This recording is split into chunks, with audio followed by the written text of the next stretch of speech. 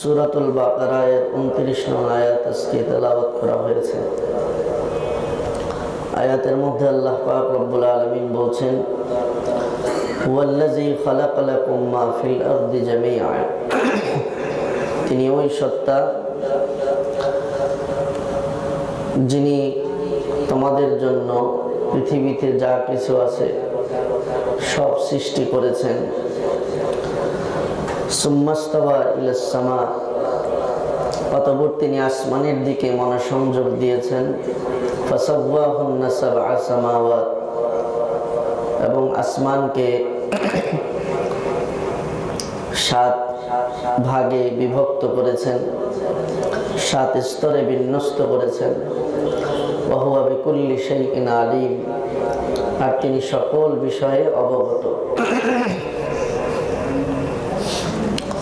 এই হলো আয়াতের সরল তরজমা। আমার ভাইয়েরা, এই পৃথিবীর জমিনে আসমান থেকে শুরু করে আমাদের পায়ের তলার মাটি পর্যন্ত, ডানে বামে সামনে পিছনে উপরে এবং নিচে, আমাদের দু চোখ যত দূর যায়, যা কিছু আমরা এই চর্মচোখে দেখতে পাই, আল্লাহ পাক বলেন আসমান থেকে শুরু করে মাটি পর্যন্ত এবং ডানে বামে সামনের পিছনের যা কিছু আছে সব আমি তোমাদের উপকারের জন্য, তোমাদের কল্যাণের জন্য আমি সৃষ্টি করেছি। পৃথিবীর মধ্যে আল্লাহ পাকের মানুষ ব্যতীত এমন কোন সৃষ্ট বস্তু নাই যেই বস্তুটা মানুষের উপকার অথবা কল্যাণের কাজে ব্যবহার হয় না।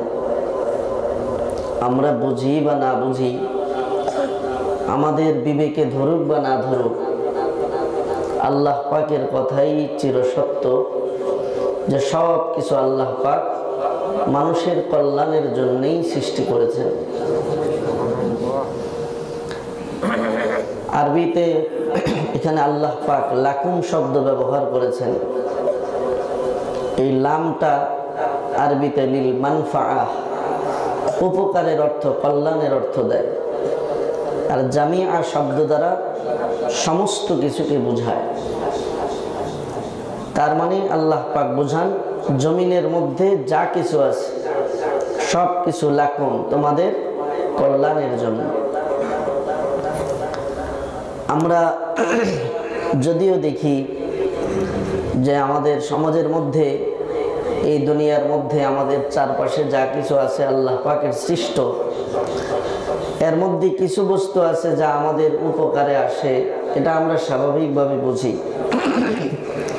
গরু, ছাগল, মুরগি, হাঁস, কবুতর, উট, মহিষ, ভেড়া, এমন অসংখ্য প্রাণীর একটা তালিকা রয়েছে যা স্পষ্টভাবে আমরা স্বাভাবিক আকলেই বুঝি যে এগুলো আমাদের উপকার করে। গরুর থেকে দুধ পাই, প্রয়োজনে গরুর গোশত খাই। ছাগলের থেকেও আমরা উপকার নেই, দুধ দেয়, আবার সেটার গোশত আমরা খাই, সেটা দিয়ে আমরা ব্যবসা বাণিজ্যও করি। এরকম হাজারো জিনিস আমরা চোখে দেখতে পাই যেগুলো স্বাভাবিক বিবেকে আমরা বুঝি যেগুলো আমাদের উপকার করে।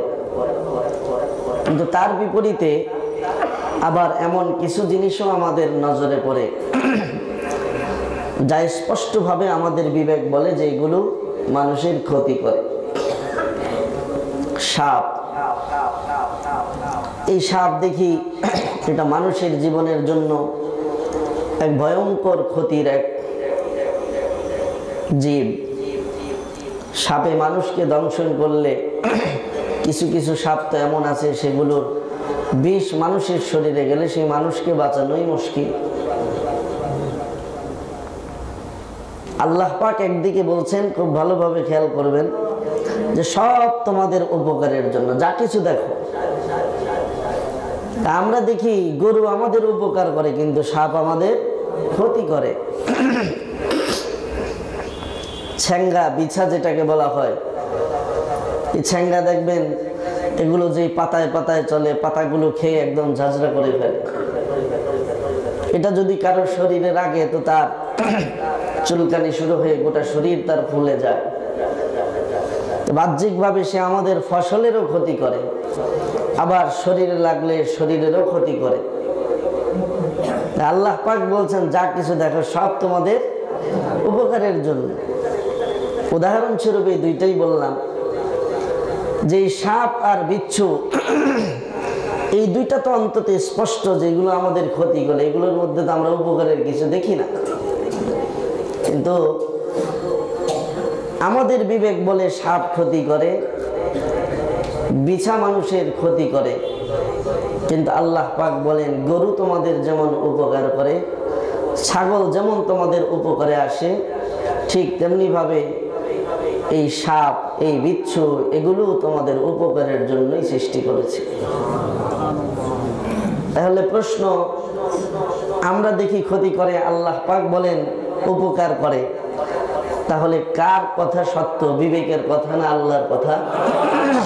আল্লাহ পাকের কথা। এখন বিবেক বলে ক্ষতি করে, আল্লাহ বলেন উপকার করে। তাই আমরা যেহেতু ইমানদার, আমরা সমস্যারে জবাব দিলাম আমাদের বিবেকের কথা সঠিক নয়, আল্লাহর কথাই সঠিক। তাই এখন আমাদের বুঝার বিষয় কেবল যে আল্লাহ পাক যে সাপকেও মানুষের জন্য উপকারী বললেন, এই বিছাকেও মানুষের উপকারী বললেন, এর থেকে উপকারটা মানুষ পায় কিভাবে, কি করে এরা আমাদের উপকার করে, এটা বুঝতে পারলে বিবেকের কথা যে ভুল, আল্লাহর কথা যে সঠিক আরো স্পষ্ট হবে। আমার ভাইরা, আজ থেকে 200 বছর আগে এখন আমরা যে একটা রোগের নাম জানি, রোগের নাম কি? ডায়াবেটিস। অথচ 200 বছর আগে পৃথিবীর চিকিৎসা বিজ্ঞানীরা ডায়াবেটিস নামে যে কোনো রোগ ছিল এটা তাদের ধারণাই ছিল না। 200 বছর আগের ডাক্তারি বিদ্যা, চিকিৎসা বিজ্ঞান সম্পর্কে ইতিহাস খুলে দেখেন যে ডায়াবেটিস নামে যে একটা রোগ, এটা তাদের স্টাডিতেই ছিল না, তাদের এই ব্যাপারে কোনো ধারণাই ছিল না। কিন্তু এখন 200 বছর পরে এসে এখন ঘরে ঘরে মানুষের ডায়াবেটিস রোগ। এইডস একটা মহা মারাত্মক রোগ, যেই রোগের 50 বছর আগেও এই রোগ সম্পর্কে মানুষের কোনো ধারণা ছিল না, চিকিৎসা বিজ্ঞানের কোনো ধারণাই ছিল না। কিন্তু এইডসটাকে এখন একটা মরণবিধি রোগ হিসাবে চিহ্নিত করা হয়। ঠিক যক্ষা একটা রোগ, যেটাকে আগে কেউ কেউ টিবি রোগ বলতো। আগে আমরা এই স্লোগানই শুনতাম, যক্ষা হলে রক্ষা নাই, তার মানে যার যক্ষা হয়েছে তো তার মরণ হয়েছে। কিন্তু এখন বেশি দিন না, আমার বয়সে যখন 10 বছর অথবা 15 বছর, আমার যতটুক মনে পড়ে, তখনও এই স্লোগানটাই চলতো, যক্ষা হলে রক্ষা নাই, মানে যার যক্ষা হয়েছে তার মরণ নিশ্চিত। এখন যেমন ক্যান্সার, এটা সবচেয়ে দুরারোগ্য ব্যাধি, এই রোগ কারো গায়ে দেখা দিলে তার আর বাঁচার সম্ভাবনা নাই যদি ছড়িয়ে পড়ে। তো ঠিক যক্ষাটাকেও কিছুদিন আগে, কিছু বছর আগেই এটাকেও ক্যান্সারের মতো একদম মরণ বিধি, নিশ্চিত মরণ ব্যাধি একটা রোগ বলে চিহ্নিত করা হতো। কিন্তু এখন সেই স্লোগান আছে, এখন স্লোগান যক্ষা হলে রক্ষা নাই, এই কথার ভিত্তি নাই, বলে না? এখন নতুন স্লোগান শুরু হয়েছে, যক্ষা হলে রক্ষা নাই, এই কথার ভিত্তি নাই। তার মানেটা কি? বুঝাতে চাচ্ছে যে কথা 200 বছর আগেও চিকিৎসা বিজ্ঞান ডায়াবেটিস রোগ সম্পর্কে জানতো না, অথচ এখন ডায়াবেটিস রোগীও ঘরে ঘরে, ওষুধও মানুষের হাতের নাগালে। এক সময় এইডস রোগের কোনো ঔষধই ছিল না, এখন এইডস রোগীও আছে, ঔষধও আছে। এক সময় যক্ষা রোগ হলে নিশ্চিত মরণ ভাবত মানুষ, কিন্তু এখন স্লোগান চেঞ্জ করে সেই যক্ষা মরণ বিধি রোগ থেকে বাঁচার জন্য ডাক্তারি বিদ্যা আল্লাহ পাকের পক্ষ থেকেই তারা ওষুধ মানুষের সামনে পেশ করেছে। এখন ক্যান্সার রোগ আছে যেটার চূড়ান্ত কোনো চিকিৎসা নাই, তবে আমরা সবাই জানি প্রাথমিক স্টেজে যদি ক্যান্সার ধরা পড়ে সেটাকে প্রাথমিক স্টেজে নিরাময় করা সম্ভব, দেহের মধ্যে সেটাকে আটকে রাখা সম্ভব যাতে না ছড়ায়, এতটুকুন চিকিৎসা আবিষ্কার হয়েছে। সেই যে সবচেয়ে দুরারোগ্য ব্যাধি পর্যন্ত ক্যান্সার, সেই ক্যান্সারের যতটুকুন ওষুধ আবিষ্কার করে মানুষের দেহে প্রয়োগ করে ক্যান্সার রোগ বিস্তার থেকে রোধ করার চেষ্টা ডাক্তাররা করেন, সেটা কিসের থেকে? সাপের বিষ থেকে। তাহলে যেই রোগটা পৃথিবীর বর্তমানে সবচেয়ে মারাত্মক রোগ, সেই রোগের প্রাথমিক ওষুধ আল্লাহ পাক এই সাপের বিষের মধ্যে রেখে দিয়েছেন। সুবহানাল্লাহ। তাহলে সাপ ক্ষতিকারী না উপকারী? উপকারী। এই যে ছ্যাঙ্গা, বিছা, এগুলো পাতা খেয়ে ফেলে, পাতা নষ্ট করে, মানুষের শরীরের মধ্যে লাগলে শরীরের মধ্যে চুলকানি হয়ে শরীর ফুলে যায়। আমরা মনে করি এটা শুধু ক্ষতিই করে, এর মধ্যে উপকারের কিছু নাই। কিন্তু উদ্ভিদ বিজ্ঞানী যারা আছেন, উদ্ভিদ বিজ্ঞান সম্পর্কে যারা গবেষণা করেন, তাদের গবেষণা হলো এই ছ্যাঙ্গার মধ্যে, এই বিছার মধ্যেও আল্লাহ পাক মানব জাতির জন্য অনেক বড় উপকার কল্যাণ রেখে দিয়েছেন। কিভাবে? তারা বলেন যে তোমরা দেখো যে এই ছ্যাঙ্গা যেই পাতার উপর দিয়ে হাঁটে, সেই পাতাগুলো খেয়ে পাতাগুলোকে ঝাঁঝরা করে ফেলে। এটা আল্লাহ পাকের, যেহেতু তিনি রাজ্জাক, যেহেতু তিনি রিজিকের দায়িত্ব নিয়েছেন, তাই প্রতিটা মাখলুকের রিজিকের ব্যবস্থাও আল্লাহ পাক একভাবে না একভাবে করে রেখেছেন। তবে আল্লাহ পাকের এই রিজিকের সিস্টেমটা এত সুন্দর যে চেন সিস্টেম। যেমন মনে করেন আমাদের খাদ্য হলো মুরগি, মুরগির খাদ্য হলো পোকামাকড়, আবার কিছু কিছু পোকামাকড় আছে সেই পোকামাকড়ের খাদ্য হলো আবার পাতা। তাহলে এবার মিলান, পাতা খেয়ে পোকামাকড় বাঁচে, পোকামাকড় খেয়ে মুরগি বাঁচে, মুরগি খেয়ে আমরা বাঁচি।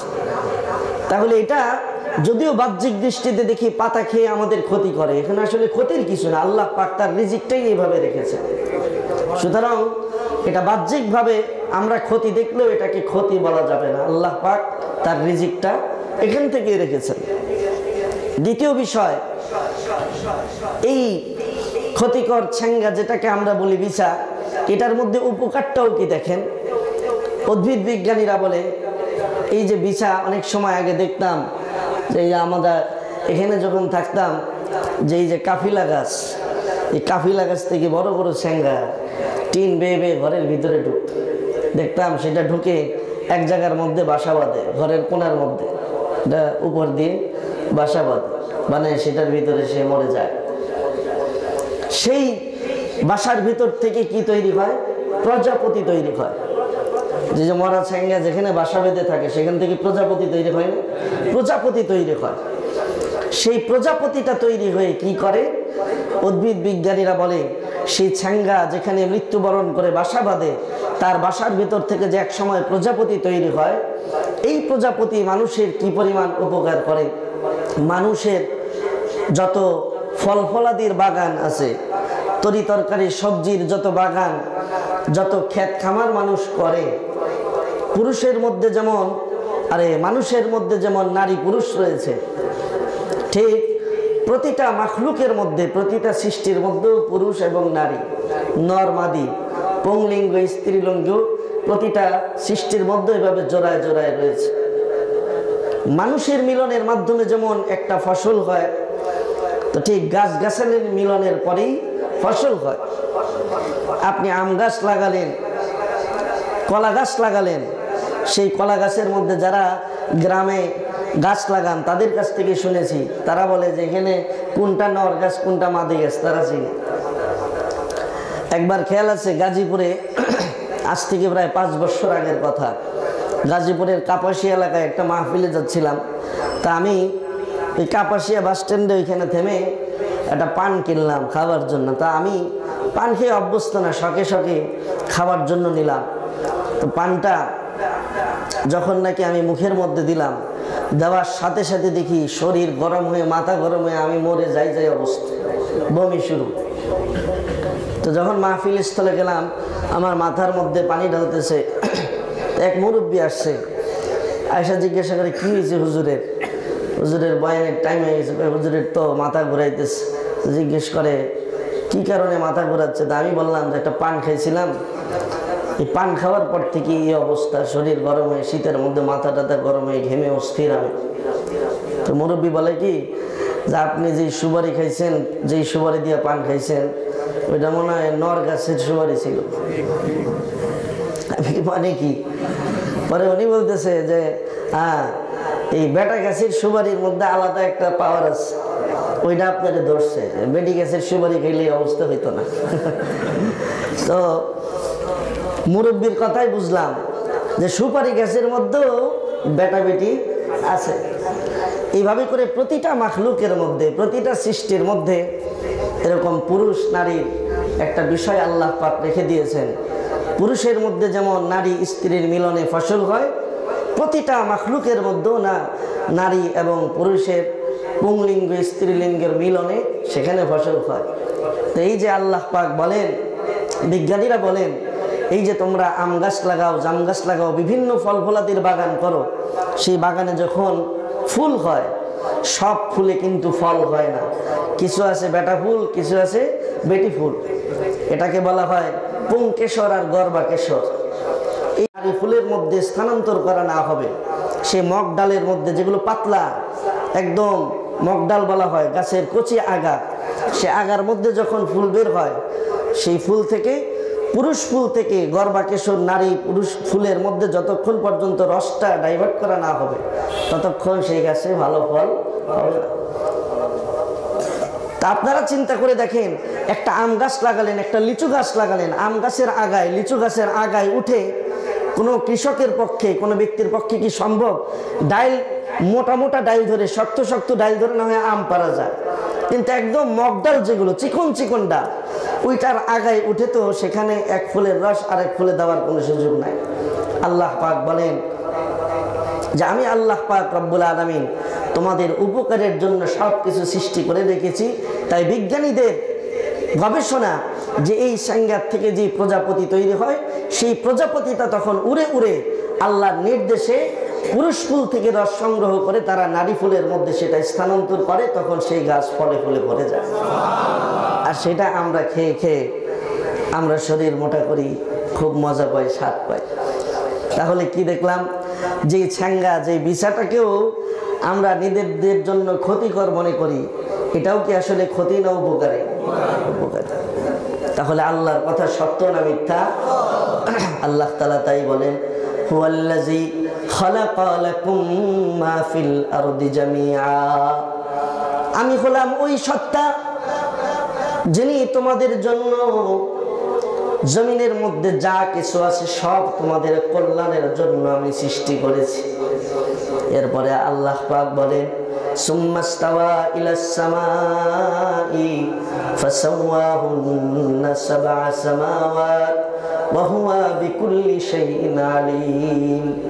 এই যে সুন্দর সাজানো গোছানো পৃথিবীটা দেখো, এই গোটা পৃথিবীটা আমি আল্লাহ পাক রব্বুল আলামিন মাত্র 6 দিনের মধ্যে সুন্দর করে সৃষ্টি করে সাজায় দিয়েছি।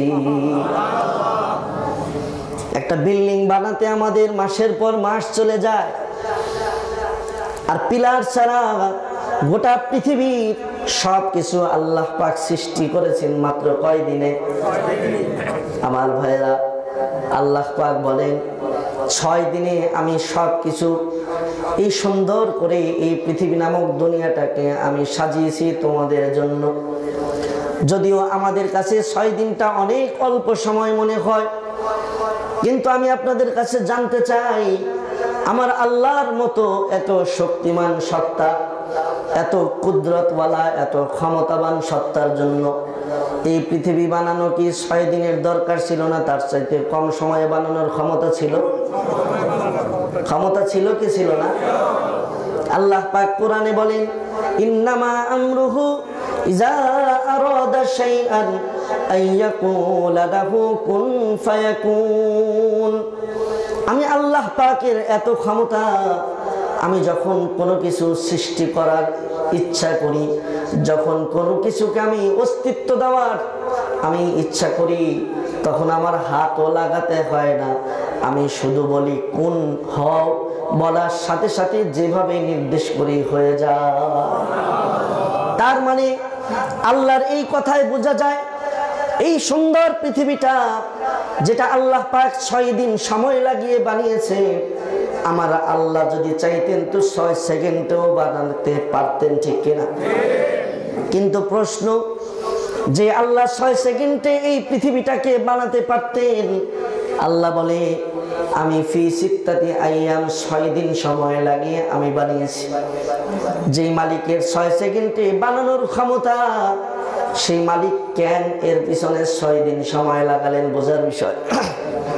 আমার ভাইয়েরা, এটা বোঝার আগে আমরা বুঝি, আমরা অনেক সময় এই যে শীতকাল, রাস্তাঘাটে গেলে দেখা যায় যে অনেকে ফুলের মালা বানায় বানায় বাচ্চারা বিক্রি করে। গাড়ি যদি কোথাও একটু ট্রাফিক সিগন্যালে পড়ে তো দৌড়ে আসে, স্যার একটা মালা নিবেন, 10 টাকা দিয়েন, 5 টাকা দিয়েন, বলে না? বেলি ফুলের মালা, কত ধরনের ফুলের মালা বানায় নিয়ে আসে। তো তাকায় লক্ষ্য করে দেখবেন, যেই সিগন্যালে তারা এই ফুলগুলো দাঁড়িয়ে দাঁড়িয়ে বিক্রি করে, ওদের মারাই আবার দেখবেন পাশে ফুটপাতে দাঁড়িয়ে, ফুটপাতে বসে বসে ওরা ফুল গাঁথতেছে আর ছোট ছোট বাচ্চাদের হাতে দিতেছে, ওরা এনে বিক্রি করতেছে। তো ওরা যে সেখানে বসে বলে ফুল বানায়, একদিন আমি বিজয় সরণির সিগন্যালে আধা ঘন্টা পড়ে আছি, দেখলাম সেখানে বসে বসে বানাচ্ছে মেশিনের মতো, খালি ঢুকাইতেছে আর মালা বানাইতেছে। কোনোটা বেঁকা, কোনোটা তেরা, কোনোটা সোজা ঢুকতেছে, কোনোটা বাঁকা ঢুকতেছে, কোনো খোঁজখবর নাই। মালা বানানো হয়েছে, বাস বাচ্চারাতে দিয়ে দিছে, না বিক্রি কর। কেন? এটা উদ্দেশ্য বিক্রি করে 2টা টাকা আসবে। মালা বানাইতে পারলেই হইল, সোজা হইল না বেঁকা হইলে এতে কিছু দেখার সময় নাই। কিন্তু এই মালাটাই যদি 2 বছর বিদেশ থেকে তারপরে বাংলাদেশে ফেরত আসা কোনো স্বামীর জন্য যদি কোনো বিবি তৈরি করে, যে আমার স্বামী 2 বছর পরে বিদেশ থেকে বাড়ি আসতেছে, আমি আমার স্বামীকে ফুলের মালা দিয়ে বরণ করব, তাহলে আপনারা বলেন তো, সেই বিবি ফুলের মালা গাঁথনিটা কি ওই রাস্তার ফুটপাতের মহিলার মতো হবে? নিশ্চয়ই তার মধ্যে আলাদা একটা যত্ন থাকবে, গুরুত্ব থাকবে।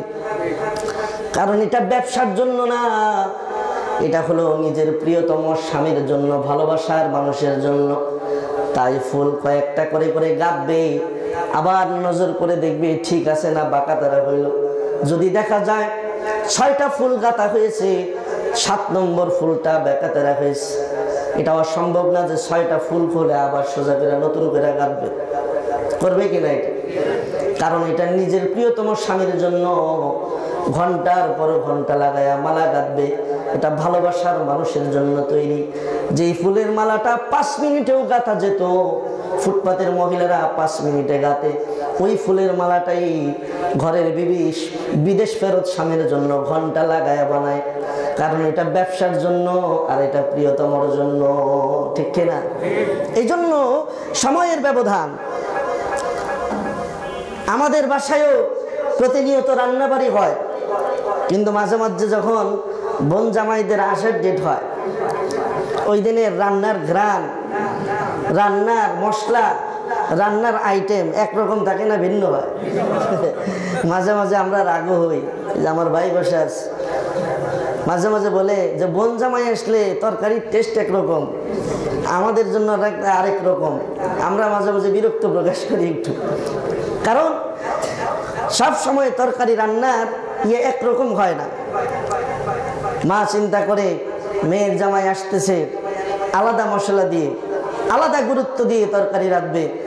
স্বাভাবিক, বিদেশ থেকে যদি 2 বছর পরে নিজের ছেলে আসে, তো বিবিও সেদিন রান্নার স্টাইলটা পরিবর্তন করবে। এখন তো কোনো রকম রান্না পার হইতে পারলে শেষ, আর তখন রানবে আবার ডাক দিয়ে আরেকজনকে দেখবি, একটু খাইয়ে দেখো তো মশলা ঠিক আছে কিনা, জাল ঠিক আছে কিনা, লবণ ঠিক আছে কিনা, টেস্ট করাই কিনা।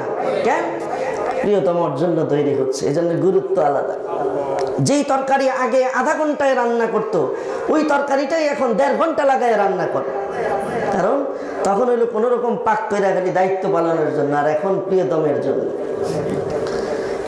ঠিক বিষয়টা যেমন আমাদের কাছে স্পষ্ট, আল্লাহ পাক ও কোরআনে বলে, ও বান্দা, আমি চাইলে এই পৃথিবীটাকে 6 দিন লাগানোর প্রয়োজন ছিল না, 6টা সেকেন্ড সময় লাগায়া আমি এই পৃথিবীটাকে তৈরি করতে পারতাম।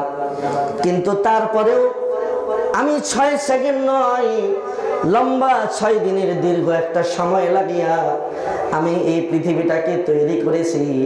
কারণ এই পৃথিবী যার জন্য তৈরি করেছি, এ হলো সমস্ত মাখলুকের মধ্যে আমার সবচেয়ে প্রিয়, সবচেয়ে ভালোবাসার পাত্র মানুষের জন্য।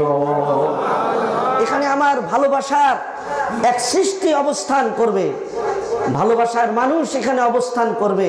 তাই 6 সেকেন্ডে তৈরি করা গেল, আমি তাড়াহুড়া করি নাই। যেহেতু আমার প্রিয়তম মাখলুক এখানে অবস্থান করবে, তাই আমি 6 দিন লাগাই আমি সৃষ্টি করেছি।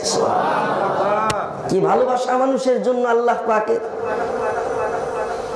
আমার ভাইয়েরা, তাহলে আল্লাহ পাক বলেন, পৃথিবীতে যা কিছু আছে সব তোমাদের কল্যাণের জন্য, সব তোমাদের উপকারের জন্য।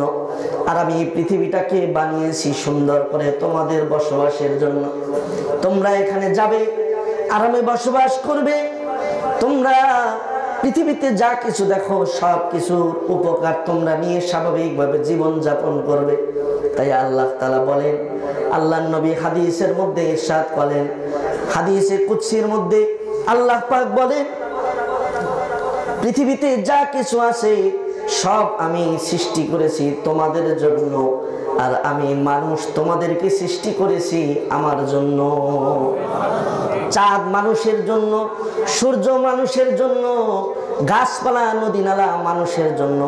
আওয়াজ করে বলেন, মানুষ কার জন্য? মানুষ আল্লাহর জন্য। তার মানে সব মানুষের গোলামি করবে, সব মানুষের গোলামি করবে। আর মানুষকে তৈরি করেছি মানুষ আল্লাহর গোলামি করবে। আমার ভাইয়েরা, এটাই তো আমাদের দায়িত্ব। আজ যে পৃথিবীর বুকে আমরা নানান ধরনের দুর্ভিক্ষে আক্রান্ত হই, নানান কিছুর সংকট আমাদের সমাজের মধ্যে পৃথিবীতে মাঝে মাঝে দেখা দেয়, নানান ধরনের রোগ ব্যাধি মহামারী আমাদেরকে আক্রান্ত করে। আমার ভাইয়েরা, আল্লাহ পাক তো কোরআনে বলে দিয়েছেন, আমার খাজানায় কোনো কিছুর ঘাটতি নাই। আমি এই পরিমাণ জমিনের মধ্যে আমি মানুষের জন্য আমার খাজানা মজুদ করে রেখে দিয়েছি।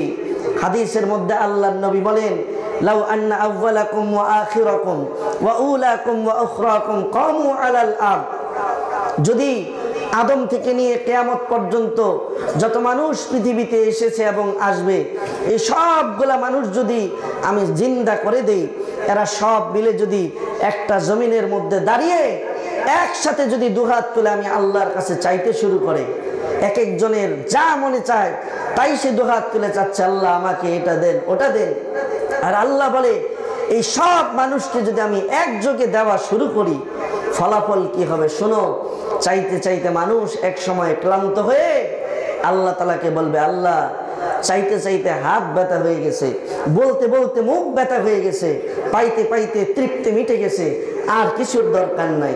আল্লাহ পাক বলেন, তোরা চাইতে চাইতে ক্লান্ত হবি, কিন্তু আমি দিতে দিতে আমার খাজানার থেকে গোটা পৃথিবীর সমুদ্রের পানি একসাথ করলে, সেখান থেকে 1 ফোঁটা আলাদা করলে যেই পরিমাণ কমবে, আমার খাজানার থেকে ওই 1 ফোঁটা পরিমাণও কমবে না। তাহলে এই যে জমিনের উপরে আমরা যা কিছু দেখি, বিজ্ঞানীদের কথা, এটা মাত্র 20%, 20% আল্লাহ পাক কেবল জমিনের উপরে রেখেছেন। আর মানুষের জন্য আল্লাহ পাক 80% সম্পদ মানুষের জন্য মাটির নিচে লুকায় রেখেছে। এই যে আমরা যা কিছু দেখি, এগুলো 20%। তেলের খনি, স্বর্ণের খনি, এই খনি সেই খনি, কিছুদিন পরে পরে আবিষ্কার হয় এগুলো মাটির উপরে না নিচে? সব মাটির নিচে। মাত্র 20% আমরা উপরে পাই, 80% মাটির নিচে লুকায় আছে। আল্লাহ বলেন আমার খাজানা তোরা খেয়ে শেষ করতে পারবি না।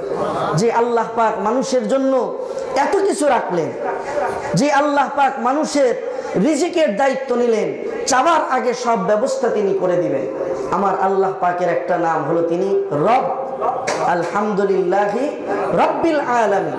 তিনি গোটা বিশ্বজগতের রব। রব বলা হয় কাকে? প্রতিপালক, যিনি সব কিছুর প্রতিপালনকারী। রব সবাই হতে পারে না। রব শব্দের পরিচয় তাফসীরের কিতাবের মধ্যে দিয়েছে, যার যখন যতটুকুন যেই সময়ে প্রয়োজন চাওয়ার আগে যিনি ব্যবস্থা করে দিতে পারেন তার নাম হলো রব। সুবহানাল্লাহ। যার যখন যেই জিনিস যতটুকুন প্রয়োজন চাওয়ার আগে যিনি ব্যবস্থা করে দিতে পারেন তার নাম কি? রব। আমার ভাইরা, আপনারা চিন্তা করে দেখুন, এই পৃথিবীতে যেদিন এসেছি সেই মুহূর্ত থেকে আমার অক্সিজেনের প্রয়োজন হয়েছে কি হয় না? অক্সিজেন ছাড়া বাঁচার কোনো ব্যবস্থা ছিল? এই যে বিজ্ঞানীরা এখন সিলিন্ডারের ভিতরে অক্সিজেন ভরে ভরে করোনাকালীন বাজারে খুব বেচতেছে। অক্সিজেন মানুষ ঘরে কিনে কিনে আনে, শ্বাসকষ্ট দেখা দিলে সেই অক্সিজেন লাগিয়ে শ্বাসটাকে স্বাভাবিক করার চেষ্টা করে। এই যে অক্সিজেন বাতাসের মধ্যে ঘুরে বেড়ায়, এক সময় তো চিকিৎসা বিজ্ঞান জানতো না যে অক্সিজেন কারে কয়। এখন তারা ওইটারে বোতলে বইরা বইরা বাজারে বিক্রিও করে। কিন্তু যখন কেউ জানতো না অক্সিজেন কাকে বলে, সেই মুহূর্তে থেকে তো আমার জন্য বেঁচে থাকার জন্য এই অক্সিজেনের প্রয়োজন ছিল। আচ্ছা মনে করেন এখন পৃথিবীতে 700 কোটি মানুষ আছে। এই 700 কোটি মানুষ যদি আল্লাহ পাক 1 মিনিটের জন্য এই পৃথিবীর শ্বাস এই অক্সিজেনের ব্যবস্থা যদি বন্ধ করে দেন, তাহলে 5 মিনিট পরে এই পৃথিবীতে আর যেটা কোনো মানুষ খুঁজে পাওয়া যাবে? সব মেয়েটা লাশ হয়ে থাকবে। তাহলে কি পরিমাণ অক্সিজেনের আমরা মুখে বেঁকি, কি পরিমাণ প্রয়োজন আমাদের। এই অক্সিজেন আল্লাহ পাক জানতেন যে পৃথিবীতে আসার সাথে সাথেই জন্মের পর থেকেই তোমার প্রয়োজন। যদি অবস্থাটা এমন হতো যে আল্লাহ বলতেন যে তোর যা প্রয়োজন চাবি, তারপরে আমি ব্যবস্থা করব, তাহলে এই পৃথিবীতে আর কেউ বেঁচে থাকতে পারতো না, আসার সাথে সাথেই মারা যেত। এজন্য আল্লাহ পাক চাওয়ার আগেই, আমরা পৃথিবীতে আসার আগেই আমাদের জন্য অক্সিজেনের ব্যবস্থা করে রেখেছে। মনে করেন আমরা ক্ষুধা লাগছে, ক্ষুধা লাগলে যদি এখন বলি আল্লাহ আমারে ভাত দাও, তা আল্লাহ যদি বলতেন ঠিক আছে তুমি আমার কাছে চাইছো, এখন আস্তে আস্তে ব্যবস্থা করি। আল্লাহ বলতেন কৃষককে যে দাঁড়াও, কৃষক আগে জমিনের মধ্যে হাল চাষ করবে, এরপরে সে জায়গার মধ্যে বীজ ছাড়বে, এরপরে সেখানে ধান গাছ হবে, এরপরে ধান পাকবে, এরপরে কৃষক কেটে আনে সেটাকে মারাবে, এরপরে সেটাকে মেশিনে দিয়ে ভাঙবে, এরপরে সেটা সিদ্ধ করবা, এরপরে সেটা মেশিনে যায়, এরপরে সেখান থেকে আলাদা হয়ে সেটা চাল হবে, এরপরে বাজার থেকে কিনে আয় না, তারপরে রাইন্দা খায়, অপেক্ষা কর। বাঁচার কোনো সুযোগ ছিল? এই কয়েক মাসের ব্যবধানে না খেয়ে সব মরে যাইতাম। কিন্তু আল্লাহ পাক বলেন আমার নাম তো রব, যার যখন যেই জিনিস যতটুকুন প্রয়োজন চাবার আগেই আমি বান্দার জন্য ব্যবস্থা করে দিয়েছি। মায়ের পেট থেকে সন্তান যখন আসে, ইদানিং কালে তো সিজারের খুব চল, এখন স্বাভাবিকভাবে সন্তান হতেই দেয় না, এটা এখন ফ্যাশন হয়ে গেছে সিজার। টাকা আছে, টাকার গরমে খালি সিজার। ডাক্তারের কাছে গেলে এরাও টাকার জন্য কয় সিজার। এরাও চায় না যে স্বাভাবিকভাবে বাচ্চা কাচ্চা হোক, কারণ ওদের টাকার ধান্দা কমে যাবে, আর কিছু উদ্দেশ্য না। এই যে বাচ্চা সিজার হয়, সিজারের পরে মা পড়ে থাকে অপারেশন থিয়েটারে, বাচ্চাকে এনে আলাদা করে রাখা হয়। অনেক সময় মা অসুস্থ থাকে, দুধ পান করানোর মতো কোনো অবস্থা মায়ের শরীরে থাকে না। এমন বহু মা আছে সন্তান জন্ম দেওয়ার পর আইসিইউতে ভর্তি রাখতে হয়। আত্মীয় স্বজনরা পেরেশান হয়ে যায়, বাচ্চাটা বাঁচবে কি করে, 2 দিন 3 দিন হয়ে যায়, দুধ পাচ্ছে না। তখন হয়তো ডাক্তারের কাছে যা আবদার করবে যে বাচ্চাটা 1 দিন হলো দুধ পাচ্ছে না, বাজার থেকে একটু দুধ কিনে আনি অথবা অন্য কারো থেকে দুধ খাওয়াই। তখন ডাক্তাররা বলবে এত টেনশনের দরকার নেই, 3 দিন পর্যন্ত এই বাচ্চা দুধ না খেলেও চলবে। সুবহানাল্লাহ বলবেন না? কারণ আল্লাহর নবী বলেন, বিজ্ঞানীদের গবেষণাও এটাই, সন্তান পৃথিবীতে আসার আগে আল্লাহ পাক মায়ের পেট থেকে অগ্রিম 3 দিনের খাবার তাকে খাওয়ায় পৃথিবীতে পাঠায়। কারণ আল্লাহ জানে এই ঝামেলা হতে পারে, সাথে সাথে মা সন্তানকে দুধ দেওয়ার ব্যবস্থা নাও করতে পারে। তাই 3 দিনের অগ্রিম খাবার খাওয়ায় আল্লাহ তাআলা দুনিয়াতে পাঠায়। ডাক্তাররা বলে 3 দিন না খেলেও বাচ্চা মরবে না। এই যে এত সুন্দর ব্যবস্থাপনা আল্লাহ পাক রব্বুল আলামিন সবকিছু আমাদের জন্য করলেন। আল্লাহ পাক বলেন তোদের কাছে শুধু একটাই চাই, সবকিছু তোদের জন্য, তোরা আমার জন্য। মানুষ আল্লাহ পাকের গোলামি করবে, আল্লাহ পাকের ইবাদত করবে, এজন্যই শুধু আমাদেরকে পৃথিবীতে সৃষ্টি করা হয়েছে। আর আমরা যেন স্বাভাবিকভাবে ইবাদত করতে পারি, পৃথিবীর সবকিছুকে আমাদের গোলাম বানিয়ে দেওয়া হয়েছে। আজ সবকিছু পাওয়ার পরেও আমাদের হাহাকার, আমাদের দুশ্চিন্তা, আমরা বাচ্চা কাচ্চাও এখন চিন্তা ভাবনা করে নেয় অনেকে, ছেলে হোক মেয়ে হোক দুটি সন্তানই যথেষ্ট। এখন স্লোগান চেস করে সরকার কয় কি একটি হলে ভালো হয়, 2টার বেশি আর নয়। স্লোগান চেঞ্জ করে ফেলছে। খাদ্য সংকট, জনসংখ্যা বাড়তেছে, এত খাবারের ব্যবস্থা হবে কোত্থেকে? আরে গাধার দল, রিজিকের দায়িত্ব তো তুমি বাপের হাতেও দেয় নাই, সরকারের হাতেও দেয় নাই, রিজিকের দায়িত্ব কার হাতে? ওয়ামা মিন দাব্বাতিন ফিল আরদি ইল্লা আলাল্লাহি রিজকুহা। আল্লাহ বলে সব প্রাণীর রিজিকের দায়িত্ব আমি আল্লাহ পাক আমার নিজের হাতে রেখেছি। সরকার বুঝলাম মানুষের খাদ্য নিয়ে চিন্তিত।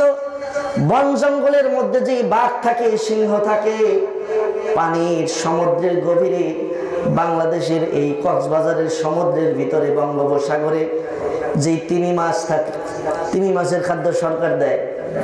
আওয়াজ করে কর না। বন জঙ্গলের এই শিয়াল, আপনার সিংহ, বাঘের খাবার কি সরকার বরাদ্দ করে? সরকার বরাদ্দ করে চিড়িয়াখানায় খাঁচার মধ্যে যে কটারে আটকায় ওই কটার জন্য, হেও আবার তাদের কপালের জন্য, এগুলো আবার মানুষ খেয়ে ফেলে। তারপরেও যদ্দূর বরাদ্দ করে, এত কিছু বরাদ্দ করার পর দেখবেন চিড়িয়াখানায় গেলে যাই হোক একটা টুকরা তো দেয়, 20 কেজির থেকে না হয় 10 কেজি উনি খায় আর 10 কেজি হেরে খাওয়ায়, বাঘে চোখে খায়, 10 কেজির একটা টুকরা তো পায়। কিন্তু বন জঙ্গলের বাঘ সিংহ যেগুলো আছে ওরা কি 10 কেজির টুকরা ডেলি পায়? তো কিন্তু আপনারা বলেন দেখি, জঙ্গল থেকে যদি একটা বাঘ শিকার করে আনা হয় আর চিড়িয়াখানার খাঁচার বাঘকে যদি সামনে আনা হয়, কোনটা তাজা হবে বেশি? আওয়াজ কিরকম? এটার খাবার দিল কে? সরকার তো এটারে ডেলি ডেলি 10 কেজি বরাদ্দ দিল। অসুস্থ হলে ওইটার পশু চিকিৎসক আছে না, সাথে সাথে চিকিৎসাও করায় না, আবার ওইটারে মাঝে মাঝে গোসলও করায়। ওইটার তো কিছুই করলো না, কিন্তু সামনে আনলে দেখা যায় ভিতরে একটা তাজা, খাঁচারটা মরা। তাহলে বোঝা গেল রিজিকের মালিক সরকার না, রিজিকের মালিক। আজ পর্যন্ত এমন ঘটনা ঘটে নাই যে বনের মধ্যে খাদ্যের সংকট, তাই বাঘ সিংহ জঙ্গল থেকে লোকালয়ে বের হয়ে এসেছে, হয়েছে এরকম না। বনের বাঘ বনেই আছে, বনের সিংহ বনেই আছে, রিজিক দেয় কে? এই যে তিমি মাছ বঙ্গোপসাগরের মধ্যে তারা আছে, বিজ্ঞানীরা বলে এমন তিমি মাছও বঙ্গোপসাগরে আছে যে এক একটা মাছের প্রতিদিন 28 টন মাছ লাগে। সুবহানাল্লাহ। আপনি আর কয়টা খান? 28 টন খাবার এক একটা মাছের লাগে একদিনে। এমন তিমি মাছও আল্লাহ পাক সমুদ্রের নিচে তৈরি করে রাখছেন। এই যে 28 টন খাবার ওর মুখে যায়, কে দেয়? আজ পর্যন্ত এমন হয় নাই যে তিমি মাছ পানির নিচে খাবার না পেয়ে ময়রা উপরে ভাইসে উঠছে। ঘটনা ঘটছে? সব কিছুর রিজিকের ব্যবস্থা যদি আল্লাহ পাক করতে পারেন, আমি আপনি তিমি মাছের তুলনায় একবারে যা খাই, আমি মনে হয় সারা জীবনেও তো 28 টন খাওয়া যাবে। তা আমার রিজিকের ব্যবস্থা কি আল্লাহ পাক করতে পারেন না? পারে। কিন্তু সেই মানুষ দুর্ভিক্ষে, অনাহারে, রিজিক নিয়ে পেরেশানিতে, দুশ্চিন্তায়, কারণ একটাই, আল্লাহর গোলামি ছেড়ে দিয়েছে, তাই আল্লাহও তাদের দায়িত্ব ছেড়ে দিয়েছে। আল্লাহর কসম করে বলি, যেই দায়িত্ব দিয়ে আল্লাহ পাক পাঠিয়েছেন সেই দায়িত্ব আপনি পালন করেন, আসমানের মালিকও আপনার দায়িত্ব পালন করেন। আজ আমাদের অভাব অনটন এই একটারই, খাদ্যের অভাব না, অন্য কিছুর অভাব না, আল্লাহর গোলামির অভাব আমাদের। তাই আসুন আমরা আল্লাহ পাকের গোলামির জন্য প্রস্তুত হয়ে আজকের এই আয়াত থেকে শিক্ষা নেই, জিন্দগিতে বেঁচে থাকবো। আমরা আমাদের দায়িত্ব দুনিয়াতে বন্দেগীর দায়িত্ব পালন করেই যাবো ইনশাআল্লাহ। আল্লাহ পাক তার দায়িত্ব পালন করবেন ইনশাআল্লাহ। আল্লাহ পাক কথাগুলোর উপর আমল করবার তৌফিক দান করুন।